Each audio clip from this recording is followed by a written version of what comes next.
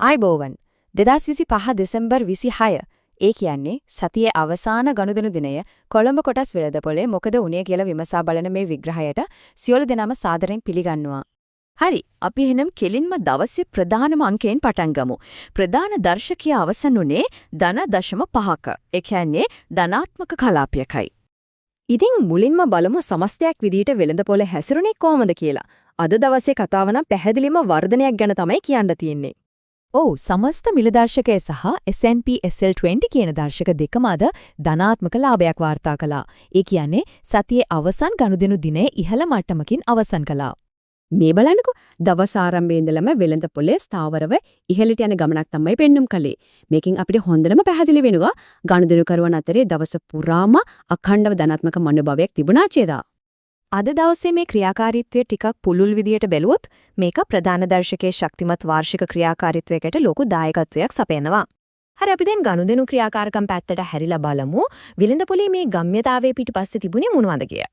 දවසේ මුළු පිරිවැටුම රුපියල් බිලියන 2.7ක් විදිහට තමයි සටහන් වුනේ. ඒ කියන්නේ සැලකිය යුතු ගනුදෙනු මට්ටමක් වෙළඳපොළ සිද්ධ වෙලා තියෙනවා. හැබැයි මෙතන රසවත් කාරණයක් තියෙනවා. දර්ශක ඉහළ ගියත් සමස්ත ගනුදෙනු ක්‍රියාකාරකම් ඊට කලින් දවසට වඩා 34%කින්ම අඩුයි. සමහර විට සතිය අවසානය නිසා ගනුදෙනු කරුවන්ගේ සහභාගීත්වය ටිකක් අඩු වෙන්න ඇති. දවසේ පිරිවැටුමෙන් වැඩි කොටසක් ඇවිත් තින්නේ ප්‍රධාන කොටස් කීපයක් වටා. විශේෂයෙන්ම බැංකු සහ කාර්මික අංශ තමයි මේකදී පෙරමුණ අරගෙන තියෙන්නේ. අපි තව ටිකක් ගැඹුරට බැලුවොත් පේනවා ක්‍රොසින් කියලා හඳුන්වන, ඒ කියන්නේ කලින් සැලසුම් කරලා කරන විශාල ගනුදෙනු දවසේ මූල්‍ය ක්‍රියාකාරකම් වලට ලොකු බලපෑමක් කරලා තියෙනවා කියලා. දැන් අපි බලමු සැලකිය යුතු මිල වෙනස් වීමකට ප්‍රවෘත්ති මහපු තනි සමාගම් දිහා. වැඩිම ලාභ ලැබූ සමාගම් අතරින් ඕඩෙල් තමයි පෙරමුණේ ඉන්නේ.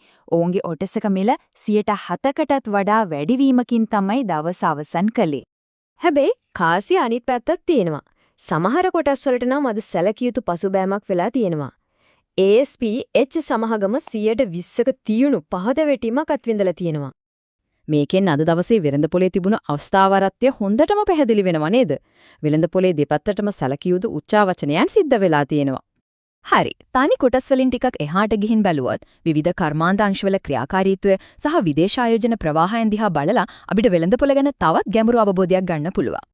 ගෘහස්ත සහ පුද්ගලික නිෂ්පාදන අංශය තමයි ශක්තිමත්ම ක්‍රියාකාරීත්වයක් පෙන්වලා තියෙන්නේ. හැබැයි වාණිජ්‍ය සහ වෘත්තීය සේවා අංශය නම් විශාලතම පහත වැටීමට මුහුණ දීලා තියෙනවා.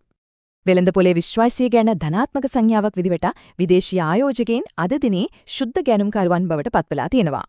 මේක ඇත්තටම වැදගත් හරවුම් ලක්ෂයක්. මොකද ඊට කලින් දවසේ රුපියල් මිලියන 331ක ශුද්ධ විදේශීය විකිණීමක් තමයි වාර්තා වුනේ. ඉතින් මේක ජාත්‍යන්තර ආයෝජක මනෝගතිය වෙනසක් ගැන ඉංගියක් වෙන්නත් පුළුවන්. විදේශීය ආයෝජකයන් වැඩිපුරම අවධානය යොමු කරලා තියෙන්නේ ජොන් කීල්ස් හෝල්ඩින්ග්ස් සහ කාසන් කම්බ බැච් වගේ ප්‍රමුඛ පෙළේ සමාගම් වලට තමයි.